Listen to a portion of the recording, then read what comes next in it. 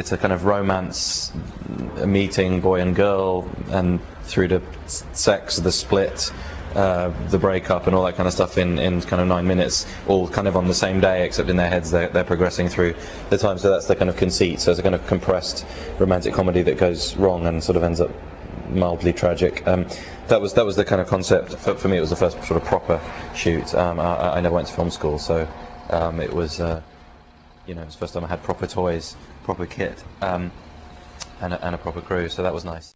David Tennant at the time wasn't Doctor Who. He wasn't even.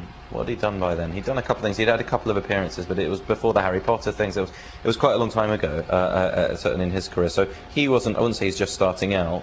But he was just at that point where you can get someone who's a little bit more experienced than you, which is always the way to pull yourself up by the bootstraps of someone else's success. So he was in a good place for us to... The fact is, we met a lot of people, we auditioned a lot of people, and he was just the best. He was the strongest. He was, for the role, he was very funny. He immediately got it. He's a great pleasure to work with, a pleasure to direct, because you don't have to do anything. He just does it. He's very funny. He's very charming. He's sort of the perfect man for the part. So at the time he was, of the people we saw, he was probably one of the most experienced. But even so, he hadn't. I mean, he had a couple of small feature film roles. I think at that time there was the Stephen Fry film. What was it called? Bright Young Things or something, which he had a part in, but it had been shot, but no one had seen it yet. So that's kind of where he was in his career. So kind of roughly matched. So we were lucky, and this is what happens when people.